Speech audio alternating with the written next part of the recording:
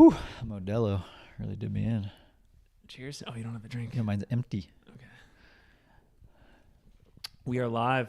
This is the 2023 Western States 100 Men's Field Preview. We will be doing the Women's Field Preview tomorrow night, Wednesday evening, same time. Brett, I am unironically wearing a puffy jacket right now because it is freezing here in Olympic Valley. Yes, and even though we're not paying for the utilities, we still don't have the heat on. Today was cold. You know, it was maybe 50 degrees up here. And even on our run this morning, I actually remember going over a little piece of dirt that had some water on it, and it was frozen. Yeah. Indicative of what we can expect Saturday, right? Should we talk about the weather first? And maybe we can talk about the weather in a way that it'll roll into tomorrow's episode too. Oh, the weather outside is weather. How many Modelos did you have? One. Uno. My gosh. Well, just to set the table for the episode, we're going to talk about said weather. We'll get into course conditions a bit. I think before we go deep into the athletes at this race, we'll talk historically about how this race has been won, how it's been podiumed, how it's been top 10'd. Then we'll get into the athletes and we'll talk about sort of categories of international runners, returners, people that got in this year via golden ticket. And then I think from there we can offer our... Yeah, that sounds like a great itinerary. I was getting a little distracted watching your feed, seeing it's actually like looking a little bit choppy. I'm wondering if that's I think it's just the internet. I think we might have too many people on the Wi-Fi. I think everyone might have to turn the Wi-Fi off on their phones. The incubator here is overloading the internet. Yeah, we gotta reduce our bandwidth. I think the next time we do this in 2024, already looking ahead to 2024, we're gonna prioritize the best possible internet connection. Yeah, but that was also just like a PSA to all the people sitting behind us to turn off the internet. Get off the internet. Get off the internet. But you should actually pull yours. You should pull it back up so that way we can monitor the feed, make sure it's okay. Yeah, so definitely the big thing that everyone loves to talk about leading up to Western States is the weather. Especially, that goes all the way back to the winter of like, will it be a snow year? Will it not? What's the high country going to look like? And then, we learned that it's going to be pretty hot, or was going to be pretty snowy. And everyone thought it was going to be really hot because that's usually the case at Western States. But it's turning to be a relatively cool year, which, I don't know, I feel like that turns the tables a little bit. And I don't think it necessarily makes the course any easier or the race any easier. It just like changes the skill set that you need to have a little bit. It becomes much less of like a war of attrition and more so, very much more so like a foot race. And are there any runners like a month ago when we had the information we had, you were thinking like, yeah, in a snow year, combine that with the heat, they're set up for a good win or a good performance here versus the people that you may think are set up to do well here on Saturday because it's now cool with snow in the high country? Like based on I'll use the word combinatorics again because we've used that on the Singletrack podcast. What are you expecting here on Saturday? What's changed for you? Well, so what I always thought was interesting, even though it doesn't really necessarily go in hand, is I always thought those that would survive a snowier high country would also be the ones who would do well in the heat, because it's like kind of, if you're good at difficult conditions, you're usually good at difficult conditions. If you're good at running, you're good at running. Yep. But we're not getting difficult of both of those scenarios. We're getting difficult conditions up in the high country, but then we're going to get very fast conditions past, Robinson Flat or around the 30-mile mark. So then you kind of have like does the amount of energy or the amount that the first 50K is going to slow you down outweigh how much faster the last the next 70 miles are going to be? That kind of always goes to the debate of like whether the times will actually be faster than average or not. Yeah. Can, someone who will excel up in the high country and maybe cover the first 50K more efficiently than someone else, will they then have the legs to be able to just race the next 70 miles really hard? Yep. Yeah, so it changes the skill set a little bit. And I think that just because of how much cooler it's going to be, this course is going to play into the hands of those who are pretty fast and like good at running. I think we're going to see fast times, and I think they're not going to come until after Robinson Flats. Like the times through 30 miles are not going to be that impressive, but then I bet from 30 to the finish we start seeing like top 3, top 5 all-time splits across most of the sections of the course. It's fascinating to me. We had Tom Evans on the show 3 or 4 days ago, just discussing his thoughts on how the race would play out in these current conditions. So we had the information around a relatively cool day with still some snow in the high country available to us. He thought that in spite of those conditions in the high country, for that first third of the race to Robinson Flat, you would see a 15-hour pace roughly. From Robinson Flat to Forest Hill, you'd see about 14:30 pace. And then he anticipates from Forest Hill to the finish, Strava segments going down, crowns being reassigned, sub 14 to the finish, and that would average out to somewhere around a 14:30 winning time. Did you think he was kind of ballparking it correctly? I actually really do. I think 14:30 as a winning time is not out of the question. I don't think it's a guarantee because that's going to involve taking some risk.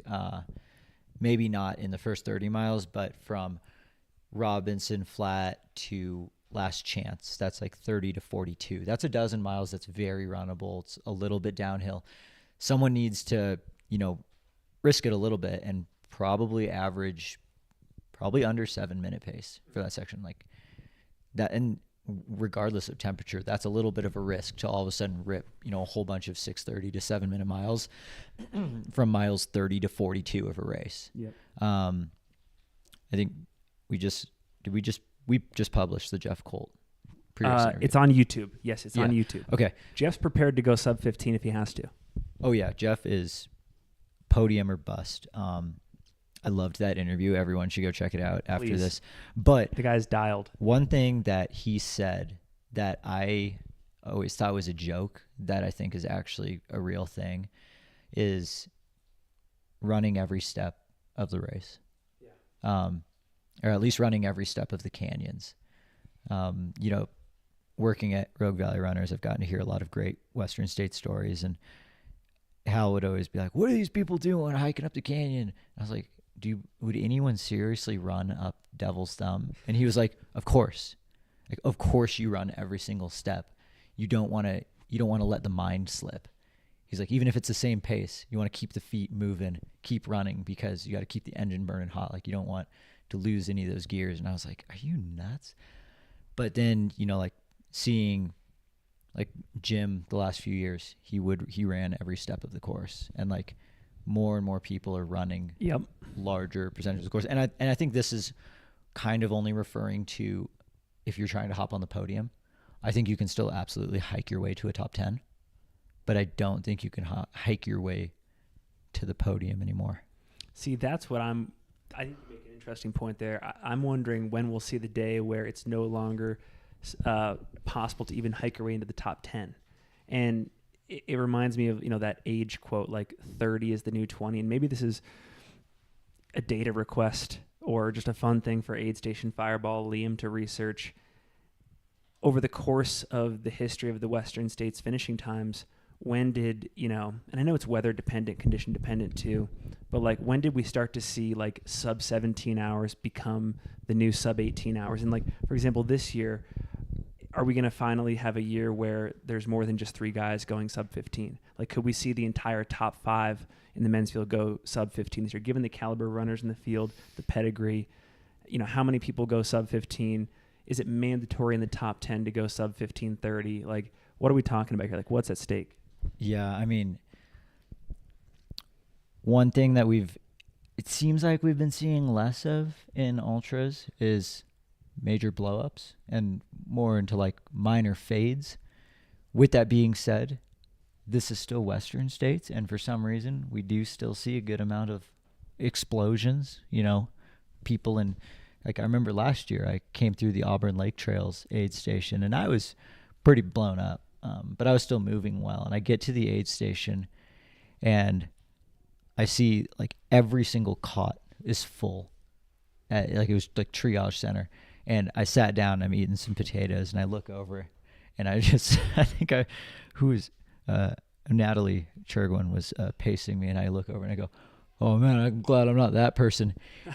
And the sheet moves, and a head pops up, and it was Rod Farber, and he goes, hey, Brett. And I was like, oh no, hey, Rod. And then the next cot over, the sheet moves, and someone who looked like damn near dead just like pokes over their head of me. And it was Jared Hazen. And I was like, oh no. Like, so like the explosions last year at Western States were still very much like alive and well, which is kind of backwards saying that. But veteran and analytical runners. I mean, Rod is very analytical. Jared's a veteran. He's been it can really happen to anyone. And so much of it depends on just like, like aid station fireball. So like, how many biscuits are you willing to risk on Saturday? And that's Jeff said 2 or 3. He thinks he can override at least 2 or 3. He did actually say that. Yeah. He's like, I think I can override 2 or 3 of those things telling me to stop and go like a little bit harder. Also part of the race day magic, competition oftentimes brings amazing performances out of other people. Well, I think with Western States being, sure, maybe it's not the most competitive ultra in the world, but just with how the qualifying process, the oldest 100, all the hype and like the small field, it adds a lot of extra pressure, which you really learn at this race, like who is clutch. Because coming back next year is guaranteed for no one. A couple questions I have for you, and I think this probably relates to course conditions. And this is just based off of what Craig Thornley has posted on Twitter about. Kiss the lucky egg, man. Yeah, man. Just based on the photos we've seen from Robertson Flat from Craig Thornley and just anecdotally what we know about that section, how much attrition do we see in the high country? And then also probably new for this year along Cal Street where that burn scar is. What role does that play in either, slowing things down potentially, right? Just with how much heat there is there, how much exposure there is there. Like we are talking about, Tom Evans is talking about a record-breaking sprint from Forest Hill to the finish, but is that a blocker for this? I think, fortunately, we're only looking at about 80 degrees in Auburn. It'll be a handful of degrees warmer down at the river. The canyons will still feel warm, but they're not going to feel hot. Does that mean you really approach the way, like your cooling strategies any differently? I don't think so. I think you should still treat it as if it's 100, like load up on the ice, be getting yourselves wet.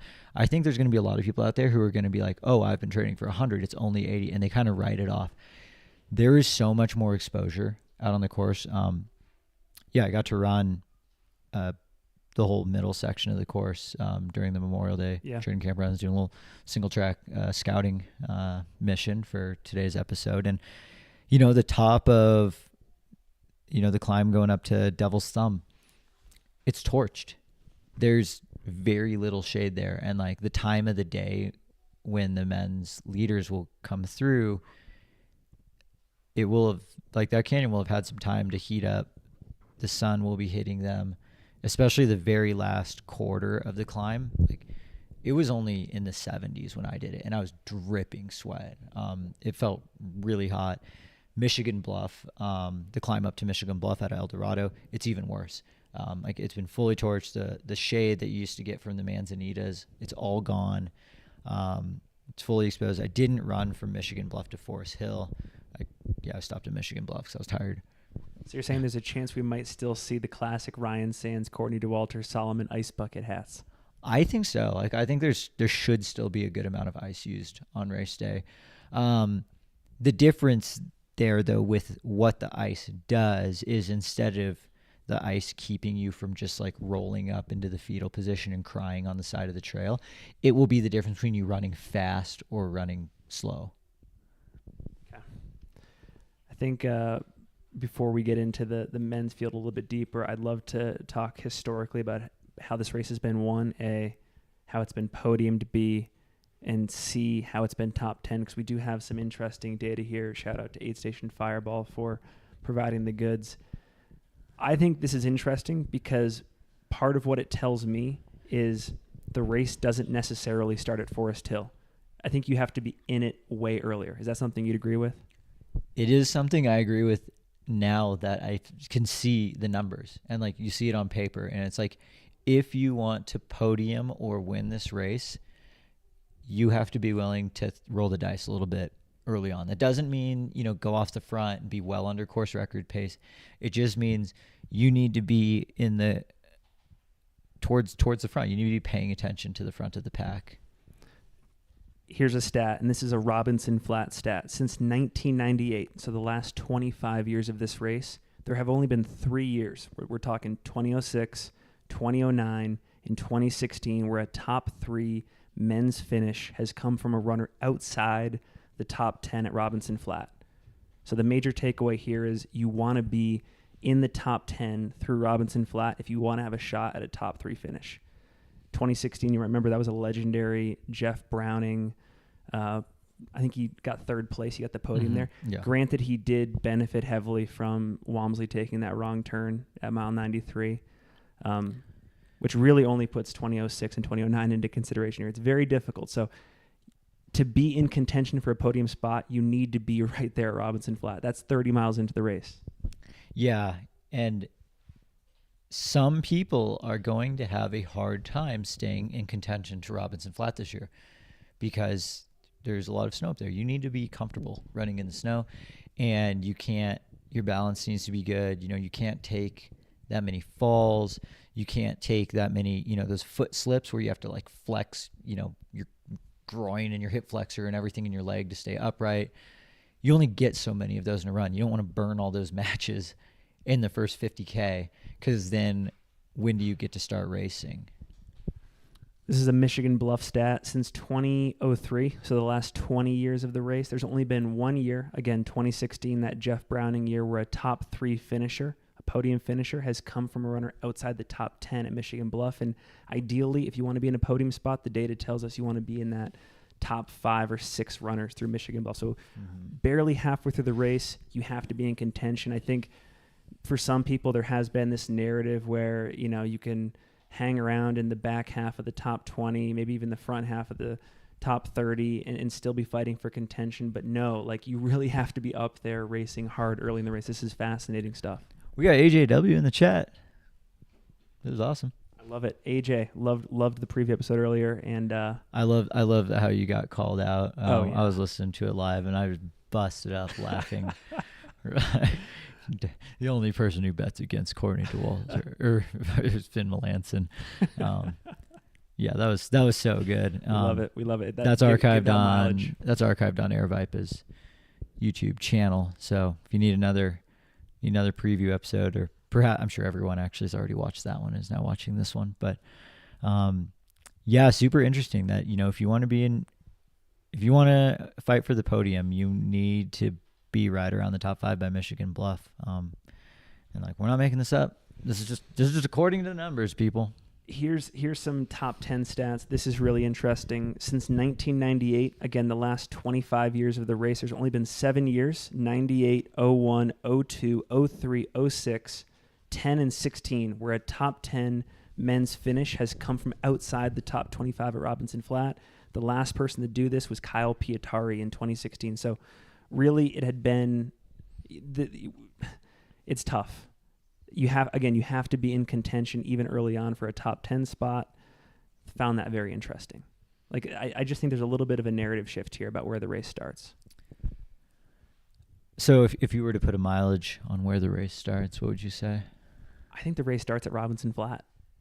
I want to change the talking point from Forest Hill to Robinson Flat. And like, well, I guess, I don't know. I always go back and forth because I'm like, what does that even mean when the race starts? Because it's not like you're all of a sudden hammering at Robinson Flat. Like you're maybe trying a little bit harder, but like you should still very much be in control. But you can't go to sleep. Like your mind has to be racing in not like the bad way. I would love to retire the phrase "the race starts at X" and "off the front." If we can minimize the use of those two phrases. Drink every time they say "off the front" on the live stream on Saturday. Just a couple more stats here. We promise. We love this data stuff. Again, shout out Aid Station Fireball, but a little bit more data here for you. This is around which aid stations does the eventual race winner take and keep the winning lead. So, oh yeah, this was a good one. Historically, in the history of Western states, there's been 5 tape-to-tape wins on the men's side. There's been 21 tape-to-tape wins on the women's side. Of course, you chalk those women's victories up to Ann Trace and Nikki Kimball. There's been 4 races won by men in the high country, 3 for the women, 11 at some point between Last Chance and Forest Hill on the men's side. This is where Scott Jurek often took the lead in many of his wins, and 4 on the women's side. 10 on Cal Street for the men, 4 for the women. This is how Adam Peterman did it last year. This is how Kat Bradley did it in 2017. And then 6 between Auburn Lakes and the track. This is, of course, how Jeff Rose did it in that unbreakable year, and 1 for the women the year after Ellie Greenwood did it. Anything interesting there for you? It was surprising to see how like it's actually somewhat spread out. Like it's not like overwhelmingly everyone wins the race, at Michigan Bluff or something like that. Like but it's cool to see like someone like Scott Jurek very much had a race plan every single year and stuck to it, having taken the lead through the canyons most of the times. I also thought it was fascinating that Hal Kerner has a wire-to-wire victory win. I don't know if you said that one out loud, but I think got a wire-to-wire. Was that 2009? Hal was like in first officially at the very first aid station, and then won the race. I feel like AJW is loving that we're talking mid-2000s Western states right now. I know we're trying so hard to like not just talk about the last 2008 few years. Western states. Tell me more. I mean, I wish I could have witnessed some of those years, like because there's the other one, the split of from the start to Red Star aid station. Yep. I think it's Hal and Scott, Hal Kerner, Scott Jurek, and I forget who else it was. There was 3 that went through in what is still the fastest split ever. And, the fact that like Jim hasn't even hit those splits, and yet Jim, ran like 2 hours faster, you'd think, how could any of those 3 possibly have gone on to finish the race that year? And the crazy thing was like Hal went on to win that year. Like talk about just like being really tough, of just going out like crazy hard and then just also winning. Aid Station Fireball says Katie Scheid, race starts at the start line. I like that, and I think, there probably is multiple like mindset shifts over the course of the race, but you better be in the right mindset at the start, and that's part of the race. So you got to be paying attention. Like you can't be totally checked out, especially with and you also can't accidentally go like way too hard up the escarpment. I mean, you've witnessed a Western States start and how exciting it is and all the energy and how it's just like a horde of people going up a dirt road. It's kind of chaotic, and it's usually oftentimes way too fast. Just building more off of what Liam said there in the chat, I know that only a fool, aka myself, would ever bet against Courtney in any of these races, and I think if I was a betting man, I would say on Saturday, Courtney leads from wire to wire and runs 16:20, gets the course record. Like I think that's not an unreasonable bet to make.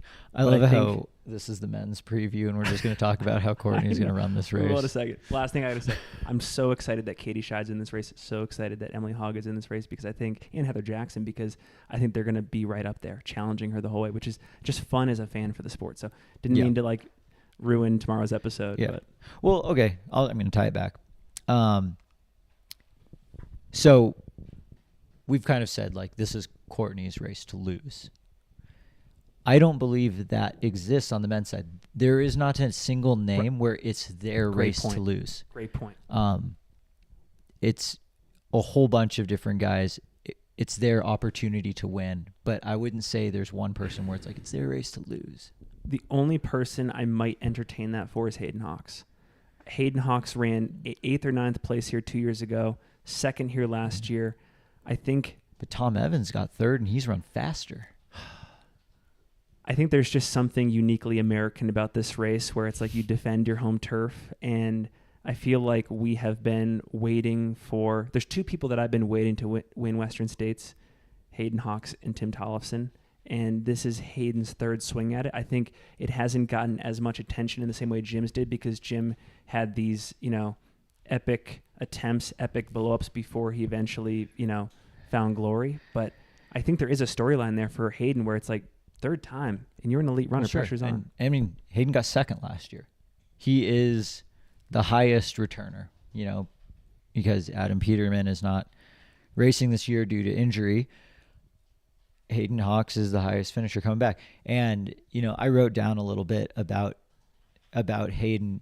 Like, Hayden has put in some monster training for this race. I mean, him and Daniel Jones from New Zealand have actually done a lot of training together, and some of their weeks have just been insane.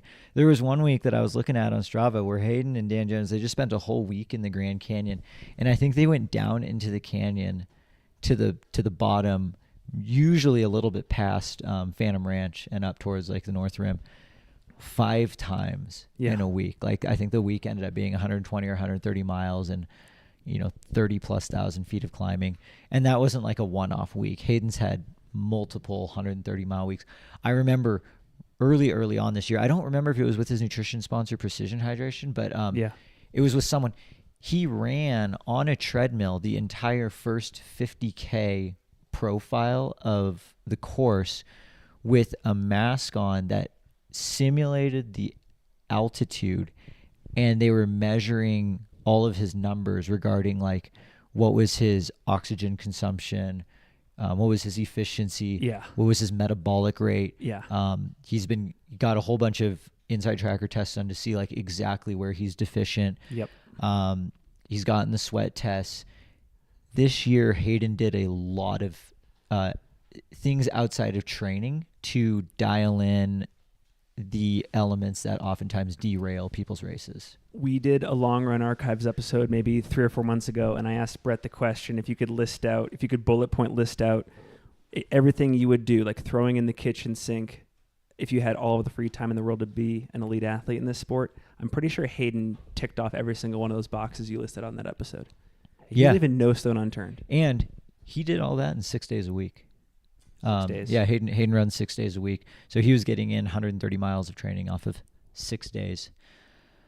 So, we always talk about, Tom Evans being, checking all the boxes of professional. Calculated, intellectual, but Hayden's right there. Hayden's doing it too.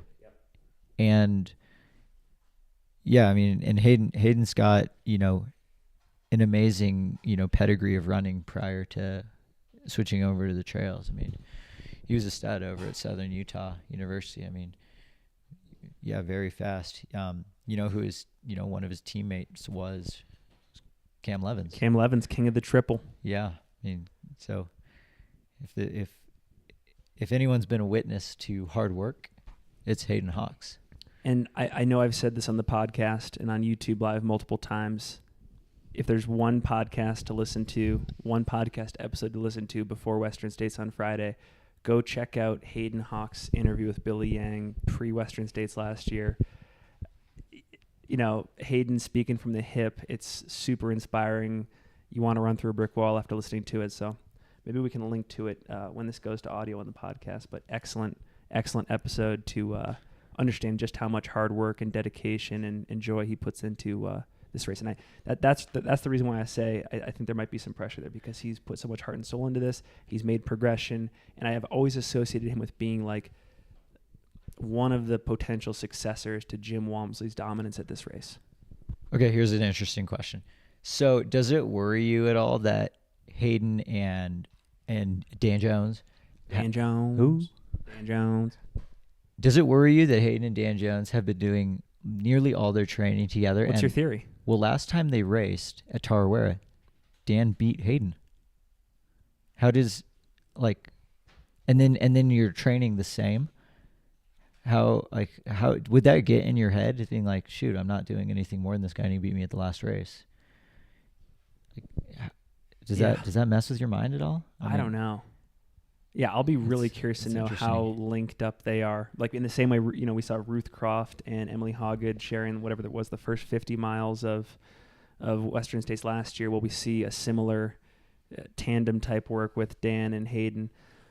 Just to organize this next part of the conversation, Brett, I'd love to talk about categories of runners. So we've broken it down into international golden ticket winners, national golden ticket winners, returners to this race, and then I think miscellaneous sponsors, spot types. Yep. Where are we diving in? I think let's do some of the returners since we kind of started with Hayden. He's going to be rocking that M2 bib. There's a lot of returners coming back. This is something that's somewhat unique to the men's field. The women's field's a little bit different. We'll talk about tomorrow. So just like really quick, we got like M2, M3, M4, M6, M8, M9, M10. So M3 being Arlen Glick. Arlen has, Arlen. I know AJW is the number one Arlen Darlin in the chat and possibly the world. I respect that. Yep, I do too. I got to talk to Arlen, a bit at the training camp runs. And so I guess if we were to even subcategorize some of these runners, I put Arlen in the 100-mile specialist. 100%. I would put Ryan Montgomery there too. We can talk more about the rest of the list, but for sure, heading up that 100-mile specialist list. Yeah. So Arlen got third last year, and I talked to him after the race at the award ceremony, and gosh, he was fresh as a daisy. He was just like,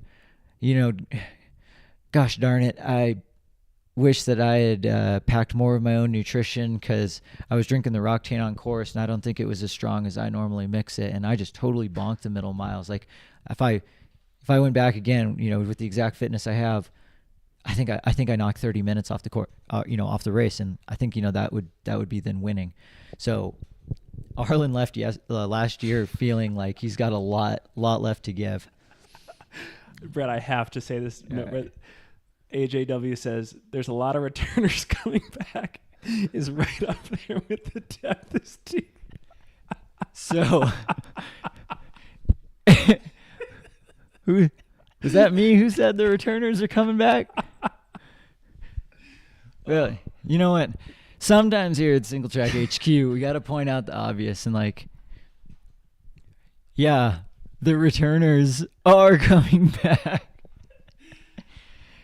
Okay, one quick. Thanks for calling us on our show. That was good. Please, AJW. No, we love it. All right, quick story about Arlen Glick. So I was listening to the Adventure Jogger podcast. Ryan Pluckelman. Dude has a beautiful voice, that radio voice, great podcast. Go check it out. But he had Arlen Glick on recently. And one of the stories that Arlen told was about at Umstead earlier this year when he won the race, 21 seconds spent at aid stations across whatever it was, a 12, 13, 14-hour victory at Umstead, like 21 seconds. So I was thinking about that and does that mean he's not even stopping to go pee?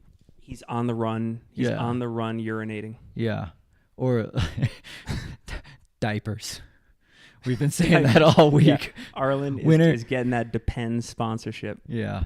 But I think we are getting to the point where people are going to be gambling at Western States with their aid station stoppage time.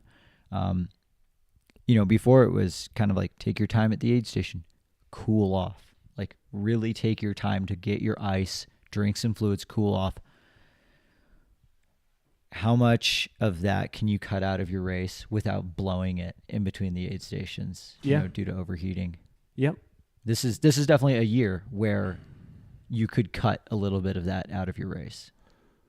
I don't think it's a one-for-one comparison, but I think in some ways Arlen Glick is our generation's Carl Meltzer. In years past and podcasts past, you would hear Carl Meltzer say that he was never the fastest guy in the field, never the most talented guy in the field, but he was super efficient at aid stations. And I just hearing Arlen talk about how much emphasis he was putting at reducing stoppage time to stay competitive, to stay in it, I think is interesting. I do think as the years go on, as our sport matures, better athletes come through, that's going to be more and more negligible a way for him to stay relevant, but super impressive.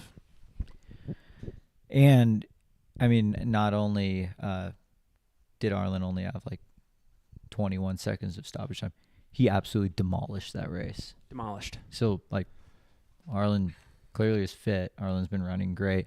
Arlen got third at Western States last year, like running trails for like 4 weeks.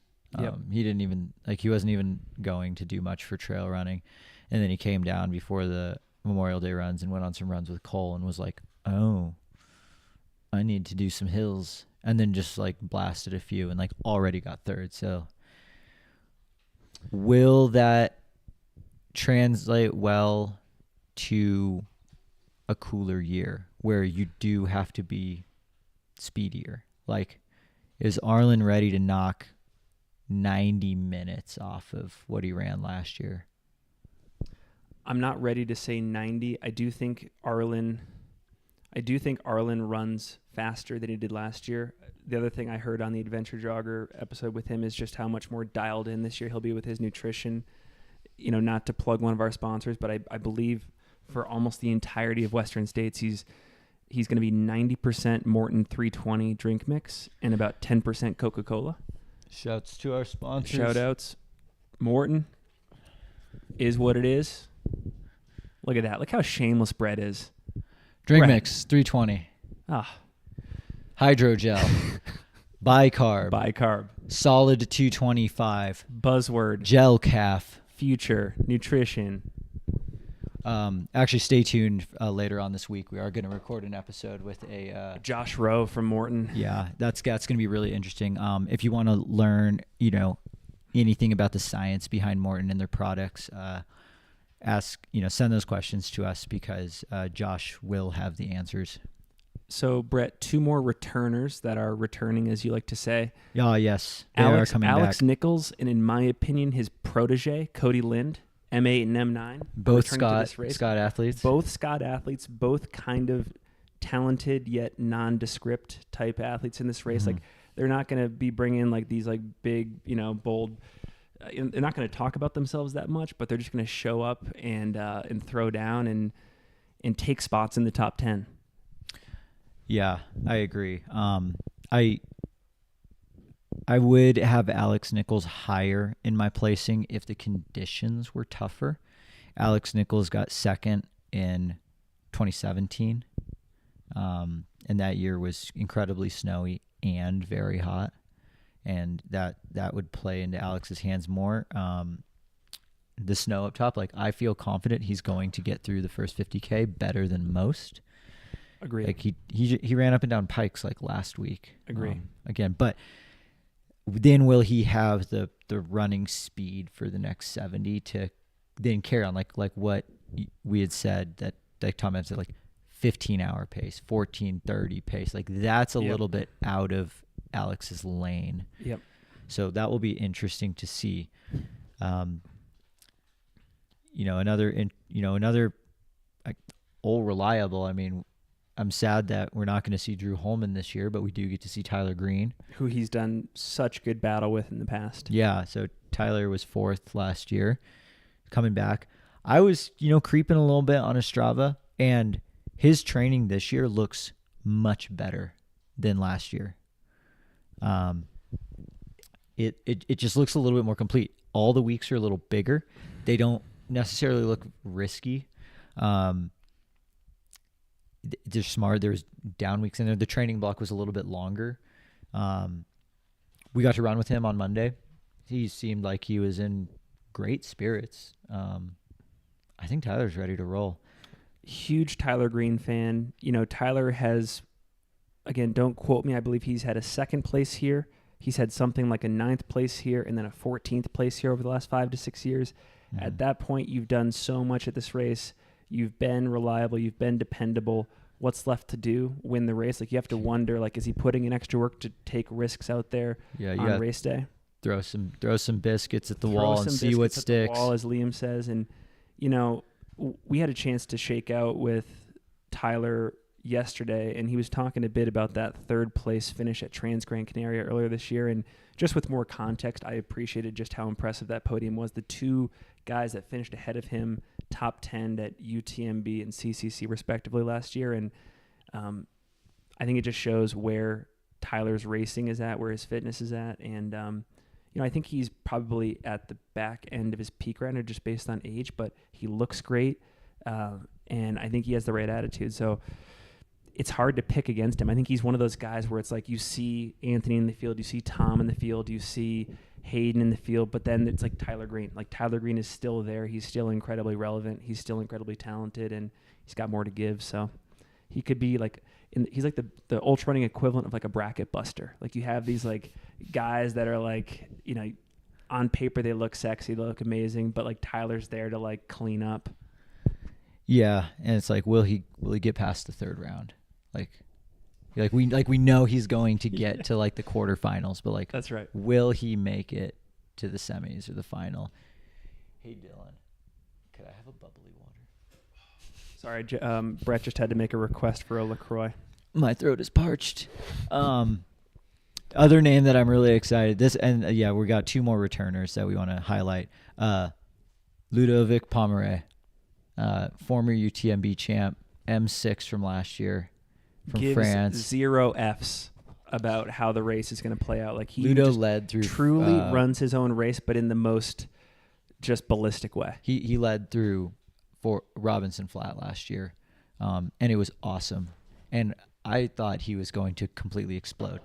Only minor fade to Minor 6, fade. Minor fade.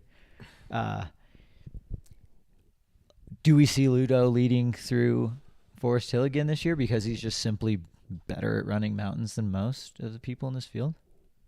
Yeah, I mean, I think that the current high country conditions are made for someone like Ludo Pomeray, who, part of his calling card is success at some of the most technical, demanding mountain ultra trail races on the international circuit. So, and yeah, I mean, he's an ageless wonder. He's in that same category of like, in ultra running, Jeff Browning, in basketball, Udonis Haslam, in baseball, Jamie Moyer, in football, Adam Vinatieri. Like, when is this guy going to go out? It's not readily apparent that he's anywhere near finished. And, damn, I'm excited to see him race on Saturday. Like, yeah, Ludo's a wild card. Like, I love that he's a wild card. Usually we don't get wild cards coming from the returning top 10, but I put Ludo in the wild card category. One more name, Scott Trayer. Scott Trayer. For one, if you're not following him on Instagram, please do. He just released the greatest like vote for me reel to put him in, and he called himself kind of the old reliable of like I'm going to be in the top 10. Yep. Which that was kind of something we were debating offline. Is like, are there still people in this field who are racing for top 10, or is everyone trying to podium? I think it's clear that there are definitely still a good amount of people who, if they get in the top 10, like that's a win. That's a great day. Yeah, and again, I would love to be proven wrong. I don't think Scott Trayer is here to win the race. I know that sounds ridiculous to say, but I have a feeling that he would just love to keep the train rolling of like mixing it up in the mid to back half of the top 10 and kind of having those like I told you so type performances where it's like you bet against him and he like finished 8th and ran like 15-12, kind of like the year Browning ran whatever it was, like 15:45, and was right there with like Stephen Kirsch and Cody Reed at the end of the day. Like he could be there. He could be their dad. He could be their dad, and he's running 15:45. Who's your daddy? And everyone said like, oh, well, the only reason Browning gets in the top 10 because they're hot years and he doesn't have to run under 16 hours. Like he could do it on difficult conditions and only be 17 hours. It's like, well, look at that.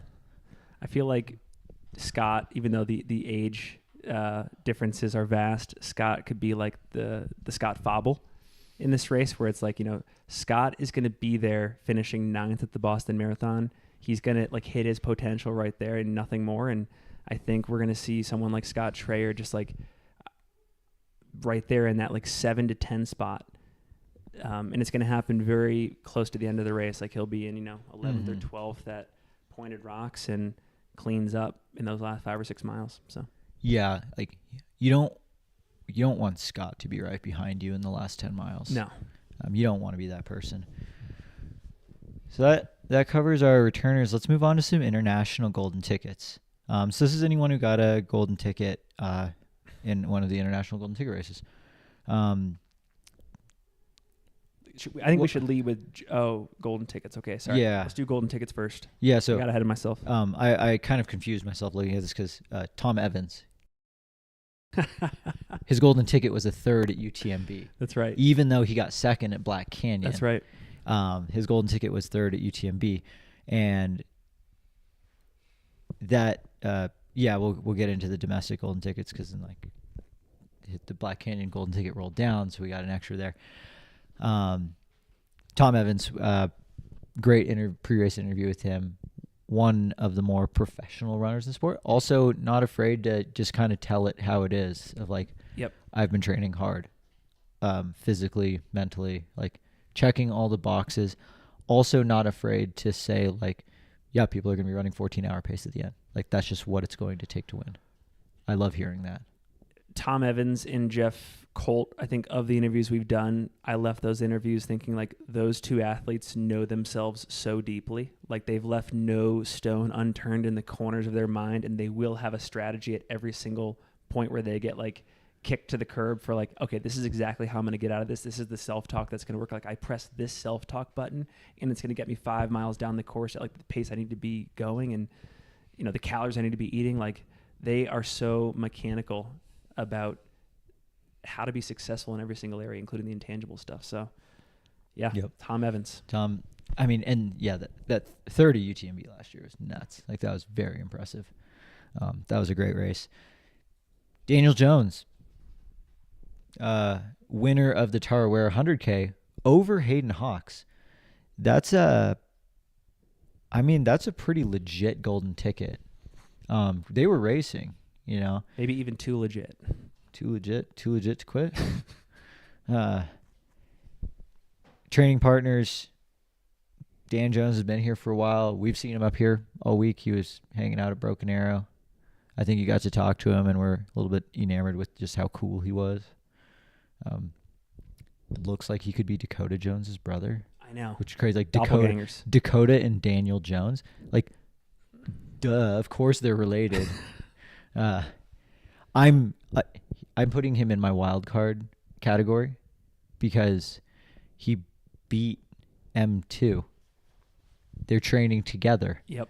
Ipso facto, he might be better.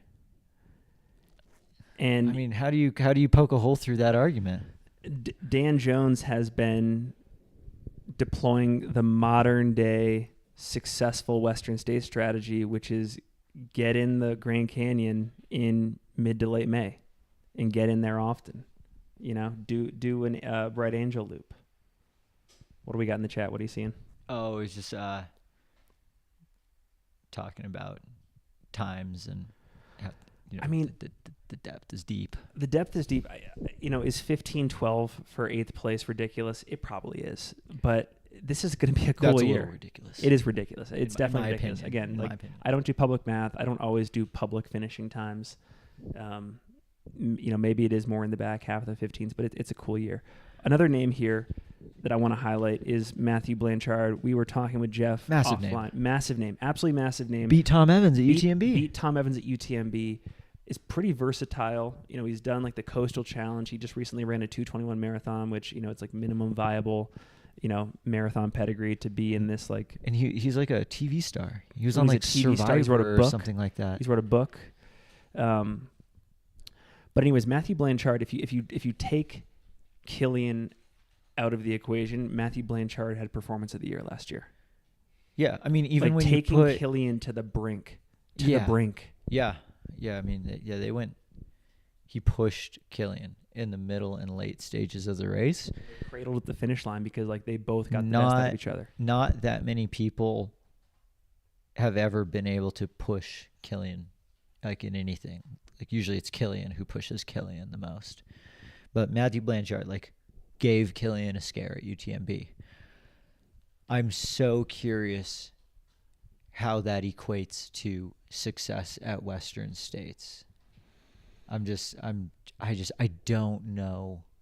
I don't know where where to put him. I mean, I did put him somewhere. I just have to scroll down a little bit because I've already forgotten. But yeah, I'm so curious. What do you think? How do you think? I mean, Matthew's I just gonna feel do? like when you do what Matthew Blanchard did at UTMB, you get like the ultra running equivalent of your green jacket. Like your confidence for the rest of your racing career is just like it's secure. Like you can just take risks, you can do whatever the hell you want, and you can just refer back to, 2022 UTMB as like where you could be, at any given moment. I'm just gonna set up a little bit more light because the sun's starting to go down. Okay, Brett's gonna get some light. I'll talk a little Move bit. into our next. I'll talk a little bit about a couple more of these guys while Brett fixes some of the light. One person that I really want to talk about that doesn't come from the International Golden Ticket system is Jiansheng Shen. I apologize if I'm mispronouncing that name. There were a couple people in the chat that had highlighted his name earlier and said, hey, go look at this guy's Strava because it has been, as Liam, Aid Station Fireball would say, a certifiably monstrous buildup. He's been in and around the Western States course since the end of May. He did, I think, 90 miles on the course in 3 days that first week of June. Day 1 was Robinson Flat to the river. Day 2 was, I got to remember my acronyms here, but another 30-mile day. And then he did Green Gate to the finish on day 3. The next weekend, he did back-to-back 4-hour runs on the Way Too Cool course and then back on the Western States course again, more in full. A lot of weekends with these back-to-back 8 to 14 hours time on feet. I think one other cool part about him is he's a part of that UTMB Elite Athlete Support Program where I think they, their calling card there is like they're sensitive to the needs of, athletes that, might need some financial backing to make this type of course-specific training possible. And I think UTMB did play a part in helping facilitate that training. And so UTMB believes in Jiansheng Shen. Yeah. And one thing to note, not only was he putting out these monstrous training runs on the Western States course, many of them were around Walmsley's course record splits. Do you think there's a chance that we see an attempt to go off the front early, a la True Heart Brown style, in hopes that he kind of disappears and people forget about him? Is he the one to wire? If someone's going to try to wire this race, is Jiansheng Shen the one to do it? The 6th tape-to-tape win in Western States men's field history happening in 2023. I think if anyone's going to do it, it's going to be him because, he is one of the lesser well-known runners in this field, unless you're Aid Station Fireball, then you're his number one fan. He could be the one to be leading to the escarpment and rip some miles up through Red Star and get lost in the trees, and people will kind of forget about him. Fun fact, 2022 UTMB, my partner Jules and I were in the Geneva airport waiting for one of those buses to Chamonix, and I didn't know it at the time, but there was Jiansheng Shen draped in North Face gear. Didn't know he was an ultra runner, but just saw the North Face gear, walked over and said, "Are you by any chance running UTMB?" And he said he did, and we had a great conversation. Nice guy, really humble, just a heart. He talks with his hard work, and Jules took a photo, so we'll post that on Instagram. Maybe. I think he was 4th at CCC last year. 4th at CCC. Which I thought he did UTMB last year and DNF'd. I could be wrong. No, I think he DNF'd at Trans Gran Canaria just this year. Yeah. So that was his only blip in the training that has me worried a little bit. But I predict Jiansheng Shen is the one to go off the front. Now, do I think that tactic is going to work? No, but I think he's going to be the one to try. Sorry, we kind of jumped over into like our miscellaneous category for a little bit. Ryan Gumry is another one of our international golden tickets. He's an American, but he got his golden ticket at the Tarawera 100K, 3rd place behind Hayden Hawks, who would not take a golden ticket because he was already in the race. And a great story about Ryan. He has now been registered for Western States, I believe, the last 3 years. Golden ticket at Javelina 100 the year before this, but had to drop out of Western States due to injury. I think he had a sponsor spot before that. So, there's kind of like a redemption here. Like he's finally getting to the start line healthy, ready to go by all measures on Strava and what we've heard from him firsthand. Very excited to see what he can do. I categorize him as being one of those people kind of like Scott Traer, where a great day for him would be to get into that back half of the top 10. He is, like Arlen, one of those 100-mile specialists, and this is a great race for him. Yeah, my biggest concern with Ryan Montgomery is just the durability factor, because Ryan has dealt with a good handful of injury issues, and you have to have some pretty solid durability to get through the first 50K, relatively unscathed this year. But I'm really happy to see Ryan on the start line. It's definitely been a long time coming. Matt Feldick in the chat, Brett, wants to know if we can disclose whose cougar it is that we have on set. Are we allowed to disclose that? We are going to keep that a secret, and we might let the owner of this cougar say whose it is. Someone in the chat saying it's Cal Herners. I don't know who that is. I mean, there's no name on it. No name on it. I mean, for all you know, it could be mine. That's right. I mean, shoot. Why wouldn't we just assume it was mine or Finn's?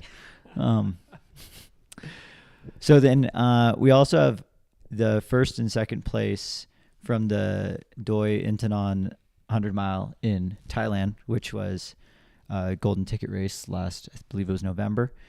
We have Jiaju Zhao and Kanhua Luo.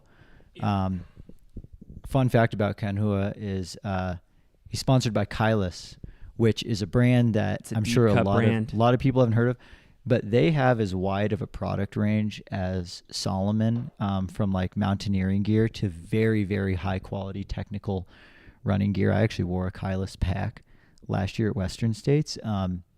Really cool just to see a Kailis athlete, lining up at Western States. Yeah, I saw the pack you were wearing, just on our training ones when we were out in Phoenix for Bandera and Black Canyon coverage, and good stuff. Should we talk about domestic golden ticket winners here? Yeah. I'll kick us off.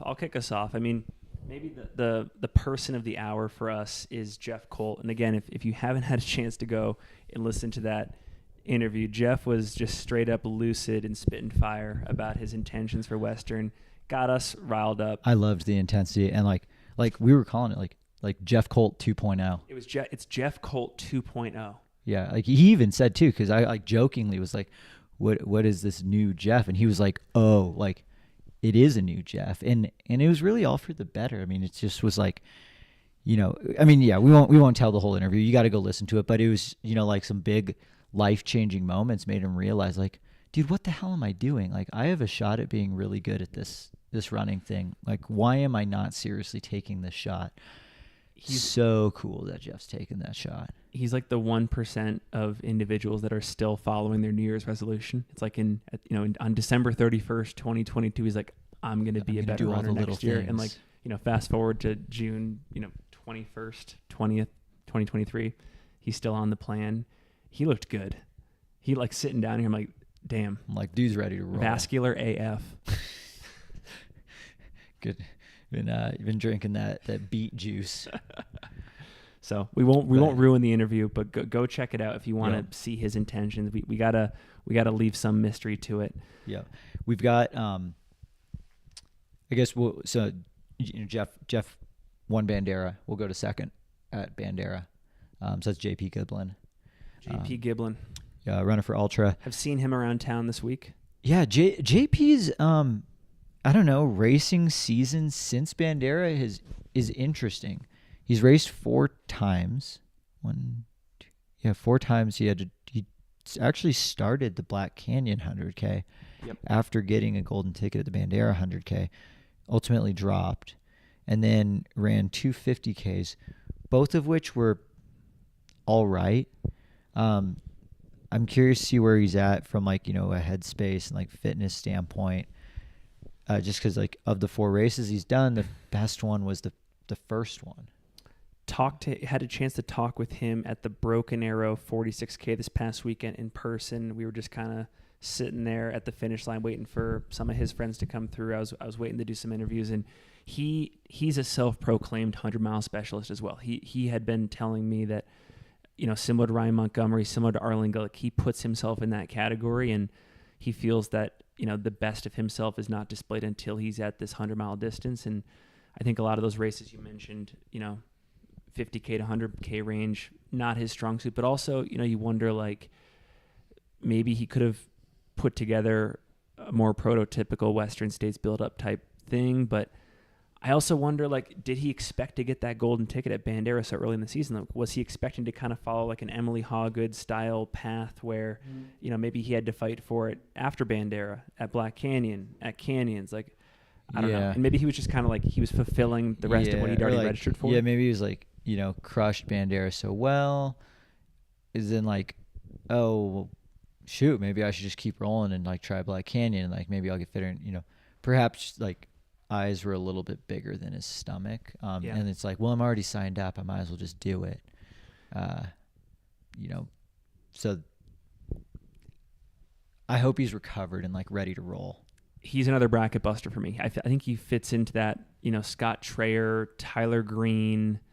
We'll talk about him in a second. John Ray type mold, where it's like, is he going to be like the new kid on the block for the top 10 lock after this year? Or?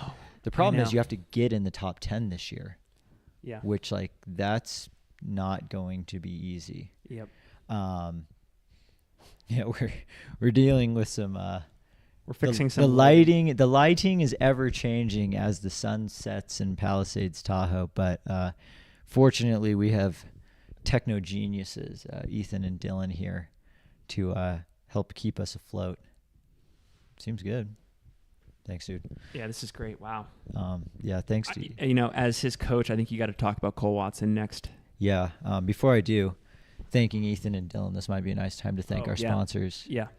Yep. I guess this is a mid-roll ad read. This is a mid-roll ad read, but I think we have, we got 76 people watching that we can influence. I think the first one we could shout out is Rabbit, because you're wearing the Rabbit flannel. Yeah, I love the Rabbit flannel. I mean, it's funny, like Finn had to put a puffy on. I'm doing just fine in my Rabbit flannel. So it's a nice, great temperature regulating shirt. If you want to try out some great Rabbit apparel, if you want to try some Rabbit apparel, maybe head to our third and final group run tomorrow morning at 9:00. We're going to hit the trail from the Granite Chief trailhead here in Palisades, Tahoe. We do have a few pieces of Rabbit apparel. One thing that we do have is we have the elusive Rabbit ice bandana. Yes. Even though it's going to be a cooler year, it's not a no ice year. If you're athlete or you're running, you don't want to come to the run, show up. We're going to start running at 9. Show up around 10. Come grab an ice bandana. Come say hey. We'll get you an ice bandana. And also, if you're remote and you can't make it and you're interested in trying out this gear, use code Singletrack20 at checkout on the Rabbit website for 20% off your next order. We also have Features, the sock company. These foot forms here. Yep. They're sponsoring Features. us. This is my favorite sock company of all time. I've raced all of my 100 miles in that Features Elite Mini Crew. We'll be handing those out in spades at the group run. Again, if you can't be there, their website, features.com, FEETURES.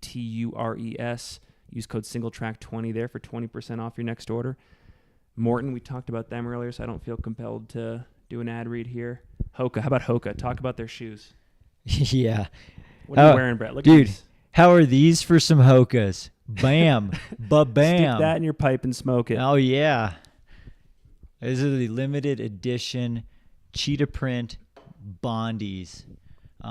Huge thanks to Hoka Hickson for helping me lock down a pair of these. They've been sitting in my closet for like almost 2 years. Shout out Hoka Hickson. I had no idea why I owned this shoe, but then once Broken Arrow Western States Week was coming to fruition, I knew exactly why I had this shoe. So go check out some Hokas. We're going to see, last year Hoka was the most worn shoe at Western States. The shoe that, definitely is being promoted the most around Western states is the new Hoka Tecton X2. That is their carbon-plated trail racer. Yep. Definitely designed around, the Western states course. It's actually a much more versatile shoe than that. If you want to see a more in-depth look at the Hoka Tecton X2, Finn and I actually did a full review of that on the Conversational Pace shoot channel. Yep. And Conversational Pace is a trail shoe review channel, and it's dedicated towards in-depth trail shoe reviews, where Finn and I, we run, a minimum of 100 miles on each shoe before we actually talk about it, because we want to give a little bit more legit peek into how the shoe is going to perform over the course of the entire life of it. So there you have it. Morton Rabbit features in Hoka. Grateful for their support. I think just so people know where we're going with the rest of the episode, we're going to finish talking about some of these runners that, punch their way into states via domestic golden ticket races. And then I think where I want to go after that, Brett, is just categorizing people who can win, people who can podium, and people who can top 10, and then we'll do our picks. Well, yeah, I guess the people who can win, podium, and top 10 are my picks 1 through 10. And I'm sure ours won't be identical. That'd be insane. So, let's do the Black Canyon. Yeah, talk Cole. Yeah, okay. Cole. So Cole Watson ran the Black Canyon 100K, got 4th. Actually only missed the golden ticket by 1 spot. Had a good day there. Those who know Cole know that the fitness is always there. It's always come down to some of the other things like nutrition, the actual race execution, the pacing, the strategy. Cole's been one to always never feel like he's working enough, and pretty much every golden ticket race that he had done, he would crank the dial to 12 too early, and then Cole would beat himself. Yep. After Black Canyon, that happened to Black Canyon. He took the lead and cranked the dial just a little bit too much, and then ended up with some stomach problems around mile 40. But bounced back. Didn't do too much, nothing crazy between Black Canyon and Canyons, and hopped on the start line of Canyons, and just the whole focus was to execute all the little parts of the race. Yeah. And don't do you don't need to swing for the fences. You just do you with all the spots that you're supposed to do them. That led to an enormous victory. Yeah. I'm so excited that Cole is back on the Western States start line. He ran Western States last year. I think he got 14th. He was in the top 10 all day until stomach problems got the best of him at the river. Yep. And in somewhat of a unique situation, it was because he was overeating. Cole was eating upwards of 600 calories an hour every single hour until the river. And then he ultimately blew chunks all over the place.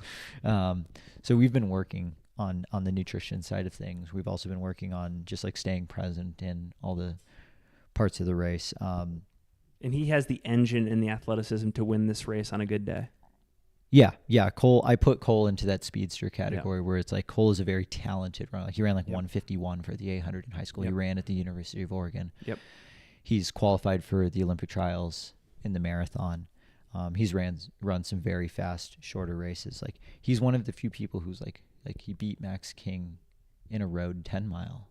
Yeah. One time. It just doesn't happen too often. But so I'm just really excited for Cole to be back at Western States. And he's the local boy. The people that took golden tickets on the domestic front this year, it's a stout list. Anthony Costales and Janusz Kowalczyk at Black Canyon, Dakota Jones and John Ray at Javelina, Jeff Cole, and we just talked about J.P. Gibbon as well at Bandera, Adam, Mary, and Cole, your guy at Canyons. The pedigree from these guys that we just mentioned, they're all people that are going to be contenders in this top 10. So it's not just they punched their way in and they're hoping to break top 30 or top 20. These are heavy hitters. The 2023 golden ticket class is pretty good. It's great. I guess I would love to see a graph of the golden ticket winners. I want to see the classes and what are some success, who are some of the best golden ticket classes. That's good research to perform right there. at the classes. Western States. And I feel this is a good one. I mean, it's crazy that we have just an absolute legend and veteran of Dakota Jones racing Western States for the first time in 13 years. And that was just dominating Javelina. Yep. Like, I mean, I'm just gonna say, like, he was toying with his competitors. One of which had just gotten third at Western States that year. Yep. Yeah, I'm really excited to see what Dakota does. We had him in the studio yesterday. In a great spot, another great spot mentally. He's in a great spot mentally. Great pre-race interview. Yeah, the only thing that worries me a little bit was the 650-mile bike ride to get to the race. Yeah. And is he biking home? Yeah, that was the biggest question in the comments that I cannot believe we didn't think of. That is he riding home? I don't know. Let's talk about John Ray for a sec. Yeah, John Ray is definitely throwing training eggs against the wall and hoping they don't crack. And this is my opinion. By the way, I love John Ray. We've had him on the podcast multiple times. Humble guy, we will hard have worker. Him on. He's coming on the pod on Thursday. We're doing a pre-race interview, but humble guy, environmentalist, cares about the community, nicest person you'll ever meet. But he's training with an absolute fury. Did a almost 50-mile training run maybe 7 to 10 days ago, 2 weeks before the race. Yeah, it was like 40-something miles and then backed up with like a 20-miler the next day. And he's coached, so you have to assume that at the very least the time on feet he did was in the ballpark of being prescribed. Yeah, like everything. I mean, you assume that if you have a coach that everything's being done then for a reason. So I can't wait to hopefully get into the nuts and bolts of that a little bit. Cannot wait with John Ray. Like, yep. Maybe there's a stimulus, benefit of training for maybe say like 150-mile race, then you get to drop down to 100. I don't know. I'm speculating. We will find out. This is a fantastic golden ticket cohort. Amazing. Yeah. Maybe we'll do some research after this to analyze the across the years. But Brett, I made 3 lists and I'd love to run them by you to see if I've missed anybody. The first one is I made a list of 7 people. I think there's 7 people in this field who can win the race. Anthony Costales, Dakota Jones, Hayden Hawks, Tom Evans, Matthew Blanchard, Dan Jones, and Cole Watson. Did I miss anyone there? Who can win? Not podium, but win. John Chang? Jiasheng Shen. John Chang Shen. Okay. Jiasheng Shen. I put him in my podium list. But yeah, I think that's the group that like could win the race.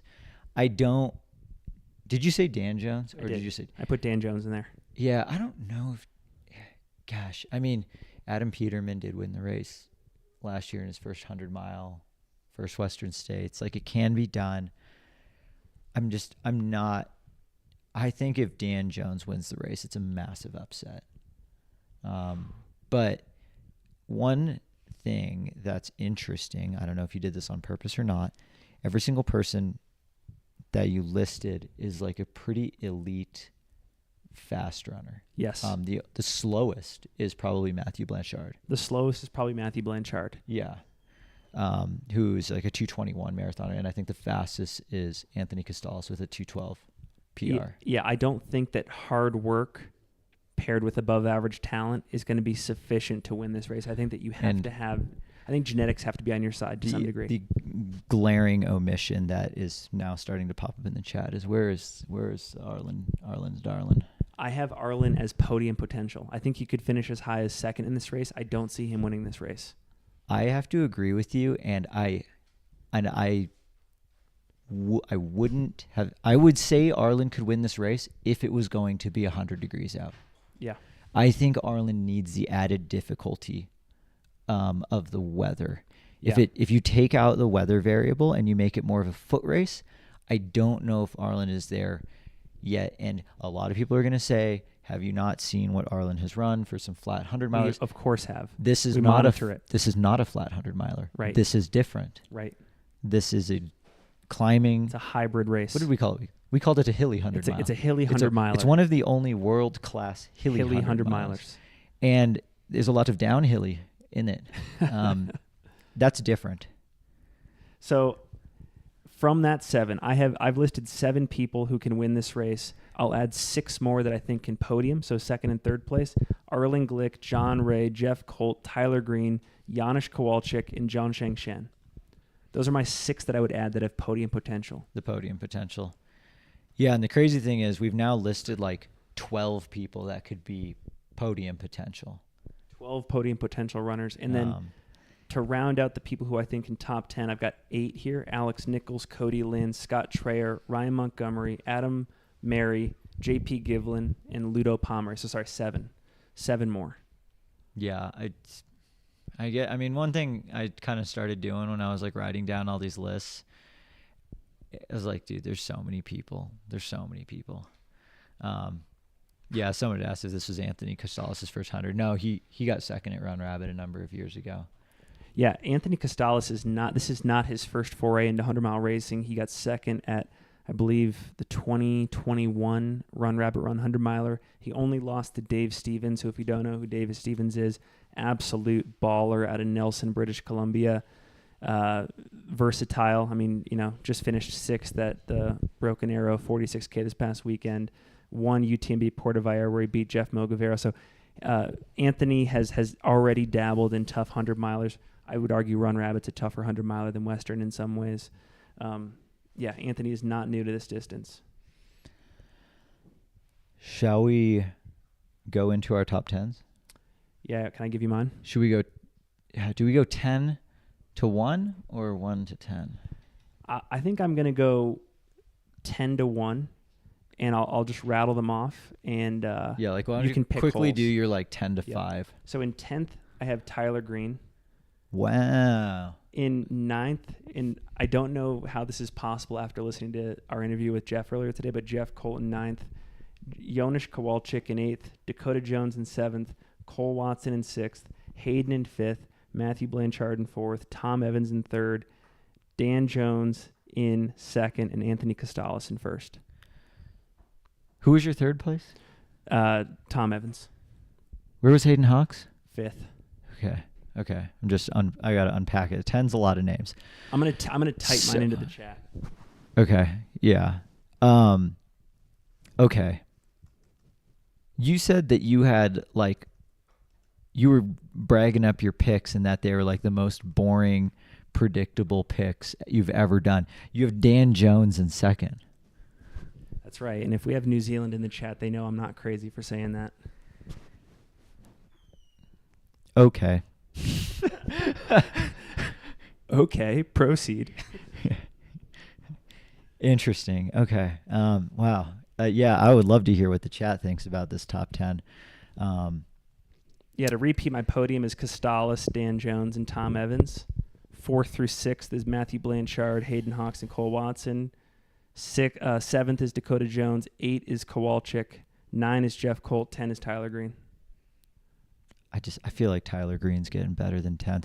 It's funny. I actually haven't scrolled down on my notes. This field is so deep that no matter what you do, you're going to offend somebody. Yeah, you're going to offend somebody. Like I left out Arlen. I didn't even. I forgot about. You look at the list and you're like, all of those 10 guys deserve to be in the top 10. So, when I started, the way I got to my top 10 was I wrote down all the people I thought could be in the top 10 without counting, and I wrote 15 names. Okay. I wrote 15 names that I was like, they will for sure be in the top 10. That doesn't work. That doesn't math out. You can't squeeze 15 into 10. Then I had to, just slowly eliminate one by one and start reordering. And I did that earlier today, and I've already forgotten who's in my 2 through 10. I know who I got at 1. But I also left out John Chang Shen. So admittedly, my two glaring omissions are John Chang Shen and Arlen Glick. I own that. Those are two fantastic, to reiterate the word fantastic athletes that in many scenarios in this race could podium, and I have left them out. Can we give a shout to Jamil Curry, the legend, in the chat? Yeah, we got to shout out Jamil, one of the best YouTube channels of all baseline time. heroes in this sport. Yeah, Run Steep, Get High is some of the best content. Yeah, I think that this studio exists in part because of the content that we have watched from Jamil over the years. The broadcast that we got to do for Aravaipa gave me the confidence to think that I could just try and build out something like this, and so far it's actually working. Yeah, so that's cool. So shout out Matt. Thanks to Matt. Even though Matt Feldick just called me Skip Bayless, I still love you, Matt. me. I still love you, Matt. And you know what, Matt, you must have missed our whole segment on Scott Trigger because we gave him like 10 minutes of love in this episode. You gave him all the love, and then you're like, but he's not in my top 10. So I actually still have 14 names written down. Maybe I'll do my bonus 4 afterwards. But you got to cut it. You got to trim this list. Well, I just didn't want to forget who I left out. Okay, gotcha. 10th place, I have Dakota Jones. Okay. And I think that's because it's going to be a push for the podium and just not quite have the gas to make it to Auburn in that podium spot. 9th, I have Arlen Glick. Okay. So one of your people that you forgot. And I love Arlen. Yeah, I love Arlen. I love Arlen. I just don't. He's coming on the pod tomorrow. We're gonna talk. I'm gonna own my picks tomorrow with him live in our pre-race episode. You're gonna tell him your pick. You're gonna tell him you didn't put him. I mean, it makes for great content. I don't think Arlen doesn't deserve that. He deserves to be praised and asked great questions. Absolutely blasphemous. We'll have to figure out our interview tomorrow. Like, I think we have to pretend that this whole preview show didn't happen. We're live right now. Yeah. We can't go back in no, time. we can't go back. No takesies, backsies. Touch blue, make it true. You can't do that, Lloyd. 9th place, I've got Arlen Glick. 8th place, I've got Jiasheng Shen. I think Jiasheng Shen is going to take off from the gun. I don't think he's going to take the wire-to-wire victory, but I do believe that he's going to build such a giant buffer that he's going to be able to explode still to 9th place, secure that returning spot, and then come back next year with a vengeance. So 8th place, Jiasheng Shen. 7th place, I have Tyler Green. I think Tyler is one of those people that also benefits from more difficult conditions. Yeah. 6th place, again, probably another hot take, I have Hayden Hawks. And I think similar to what I said for Dakota and Jiasheng Shen, I think it's going to be a minor fade as a result of the pace being pushed, in the middle of the race. 5th, and this person moved way up. This is possible. This is possible to me. This one moved way up after the interview. This is and possible that's Jeff to me. Colt. I have Jeff Colt starting the top 5, and that's going to be with like a big push in the second half. I now think after our interview, his given his strategy, his floor is 5th. I don't think that my 9th pick for him makes sense post interview with him, but I do think he could stay in the race at 5th. Yeah. So I think I've got Jeff at 5th, which is going to be a great improvement over last year from 11th to 5th. Yeah. He's not going to be happy with it, but you think he's one of the best natural athletes in the field. I think Jeff Colt's a freak athlete, and I think he downplays that. Like if you're getting 11th last year, coming off COVID and running like 40 miles a week, and then now finally taking it seriously, like I think you need more than 1 year to see those types of improvements. But I think Jeff is further away from his ceiling than most of the people in this top 10. It's like before Christ, after Christ, before Jeff took it seriously, after Jeff took it seriously. Jeff Colt 2.0. You have like the 2 eras of Jeff Colt. Yeah. JC. JC. Wait, oh my gosh. Oh my gosh. Jeff Colt. The second coming. What did Andy Jones Wilkins say? Jacking it into the ocean? I think he was talking about golf or something. Yeah. So that's Jeff Colt. 4th place, Matthew Blanchard.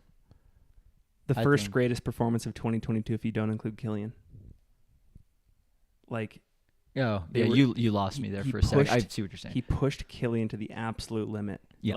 Like the most anybody has ever pushed Killian in the history of the sport. I have Matthew Blanchard in 4th. I think it'll be like I don't think he'll be at the front, but I think he'll be near the front, and it will just be a race between, these top 5. And I think he's going to get 4th. Like, that's all I got for that. 3rd place, repeating 2019's performance in a sub 15-hour time. Yeah. Is going to be Tom Evans. Hot take, mild take, I don't know. Tom Evans, starting the podium, sub 15 hours. Okay. Second place, continuing with the Black Canyon 100K trend, Anthony Costales. He's still undefeated against Tom Evans after Western States. Yeah, and it's not just one race at Black Canyon. Anthony actually beat Tom in what did Anthony At say? Poland. It was Poland? It was like one of the world championships in Poland. Yeah. Yeah. So like Anthony's actually beaten Tom twice. Yep. So I think Anthony is going to beat Tom, get second place, also under 15 hours, but it's not going to win. I think also from the Black Canyon cohort, but is going to be greatly improved from that race, is Trails and Tarmac's own Cole Watson, the hometown hero. I think he's going to charge in the lead. He will not take the lead of this race until after mile 90. Which would be, knowing what we know about the history of how this race is won, extreme rarity. Has not happened since Jeff Rose, I believe, in 2010. Yeah. Unbreakable year. Yeah. I think when Cole wins this race, and for the love of God, Cole, do not watch this. Like, I'm going to text him out actually right after this. Do not watch any of this pre-race crap. He doesn't need to be getting distracted with that. He knows just a bunch of crap. He knows every inch of the course. Like, he can run it with his eyes closed. Yeah, he's ready to roll. Cole Watson with the Dubski. Couple questions I have for you. Well, sorry, one observation and then one question. You have 3 internationals in your top 10. I believe I have 5 internationals in my top 10. So I think that's interesting. Like, just to see the growth of this top 10 being occupied by non-Americans. Yes, is cool. And I think that's a testament to showing how the international golden ticket system is working as intended. And the goal was to create a more international world-class field instead of just a national class field. Yep. I think it's going to work. Yeah, and then there are definitely some names that I left out.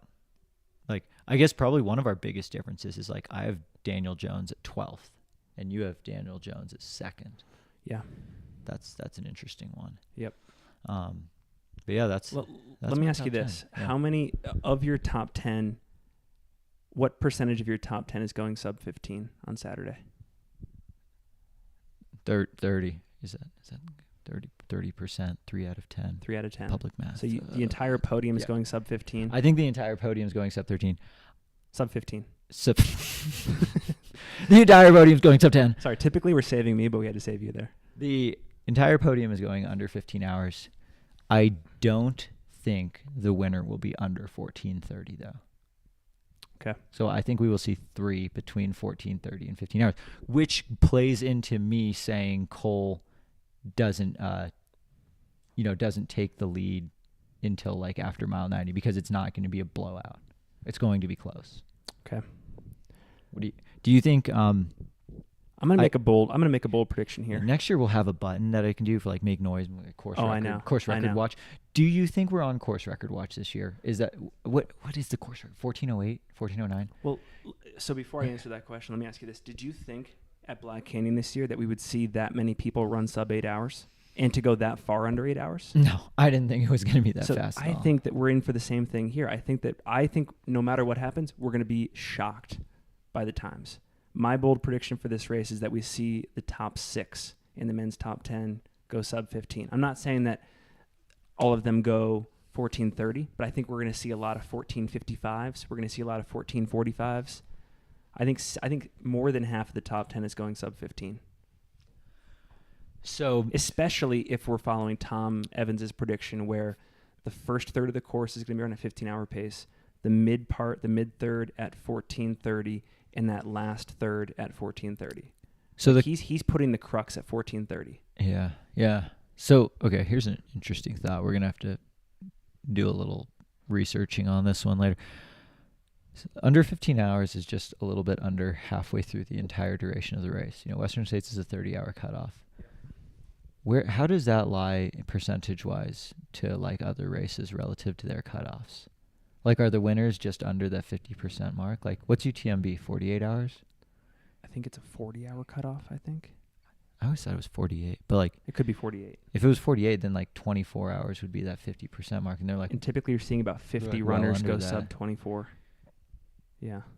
Yeah, I don't know where I'm going with this. Because, like, runners, the so, cutoffs I mean, that's less than Cutoffs are totally up It's to like the less race than director. 5%, less than 2.5%. I don't know where I'm going with that, but I just thought that was interesting that we were like looking at about half the total time that the course was open. I just think that if we look when we look back at 2023, even accounting for the abnormal weather, we're going to look at this being the year where, at least on the men's side, sub 15 was normalized.